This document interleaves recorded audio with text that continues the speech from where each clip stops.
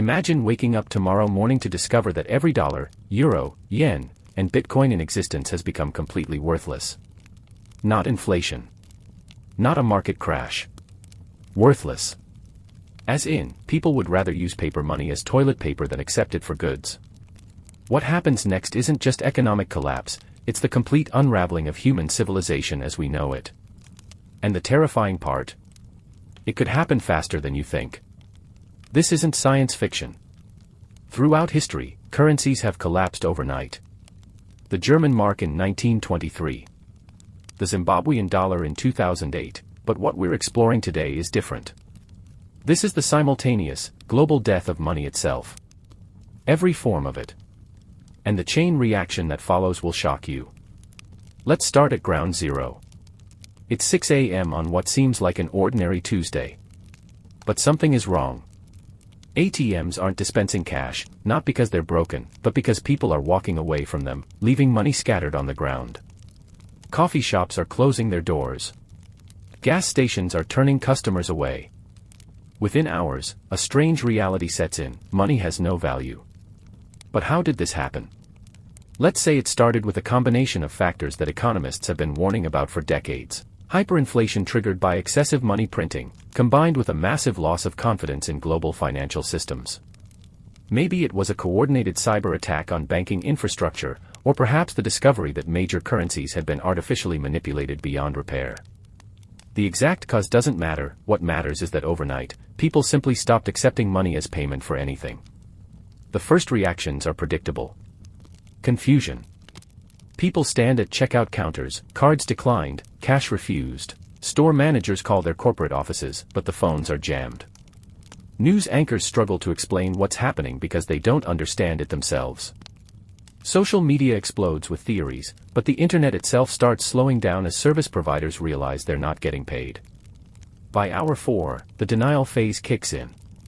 Governments issue emergency statements claiming this is temporary, that confidence will be restored. The Federal Reserve announces emergency measures. The European Central Bank promises unlimited support, but their words ring hollow because the very institutions they represent are part of the problem. You can't restore confidence in money by printing more of it when people have already decided money is worthless. Hour 6 brings the first wave of panic buying, except people can't buy anything. Stores that haven't closed are either giving items away for free or demanding barter. A businessman trades his Rolex for a loaf of bread. A mother offers her diamond wedding ring for baby formula. This is when the reality hits: we're not just losing money. We're losing the foundation of modern society. By day 1, the true scope of the catastrophe becomes clear. This isn't just about not being able to buy your morning coffee. Every system that depends on money, which is essentially every system, begins to collapse. Transportation shuts down first. Bus drivers, train operators, airline pilots, they all stop working because they can't be paid. Fuel becomes impossible to obtain because gas stations can't process transactions. Within 12 hours, most people are stranded wherever they are. Cities become isolated islands. Then comes the supply chain collapse. Truck drivers abandon their routes. Cargo ships sit in harbors. Food delivery stops. The supermarket shelves that seemed so permanent, so reliable, begin to empty. But here's the terrifying part: it's not just that new food isn't arriving. The food that's already there starts disappearing as store owners realize they might as well give it away before it spoils, since they can't sell it anyway. Hospitals face an impossible choice. Continue treating patients for free while medical supplies dwindle, or close their doors. Many choose to stay open, but without money to pay suppliers, they quickly run out of everything from bandages to life-saving medications. Doctors work for free, but how long can that last when they have families to feed? The power grid becomes unstable. Utility companies can't pay their workers or buy fuel for their generators. Rolling blackouts begin in major cities. Without electricity, refrigeration fails. Food spoils. Communication systems fail. The internet, that global nervous system of information, starts going dark region by region. But perhaps the most chilling development is how quickly law and order begins to break down. Police officers stop showing up to work because they can't be paid. Those who do show up find themselves in an impossible situation. How do you maintain order in a society where the basic mechanism of trade has disappeared? Prison guards abandon their posts. Courts close. The entire justice system, built on the assumption that fines and economic consequences matter, becomes meaningless overnight. By the second day, humanity begins adapting, but not in the way you might expect. What emerges isn't some romantic return to simpler times. It's brutal, primitive, and often violent. Barter becomes the new economy, but it's chaotic and unfair. A doctor's medical expertise might be worth a few cans of food, while someone who hoarded gasoline before the collapse becomes incredibly powerful. Value gets distorted in ways that would have been unimaginable just days earlier. A functioning smartphone might be worthless, but a can opener becomes precious. Communities start forming around shared resources and mutual protection. Suburban neighborhoods organize into small tribes, pooling their resources and establishing their own rules. Some of these communities are cooperative and fair. Others are dominated by whoever has the most weapons or useful supplies. The social contracts we took for granted, that everyone follows the same laws, that violence is controlled by the state, start dissolving. Urban areas become particularly dangerous. Cities were built on the assumption of constant supply lines bringing in food, water, and energy. Without money to facilitate these supplies, major cities begin to empty as people flee to rural areas where they might be able to grow food or find water sources. But rural areas aren't prepared for this massive influx of desperate people. By day 4, we see the emergence of local currencies and trading systems, but they're fragmented and limited. A neighborhood might develop its own system of trade, but it doesn't work 2 blocks away. This creates isolated pockets of mini-economies that can't interact with each other effectively. Water becomes the first real currency. Then food. Then fuel. But these are terrible currencies because they're perishable or limited. You can't save water the way you could save money.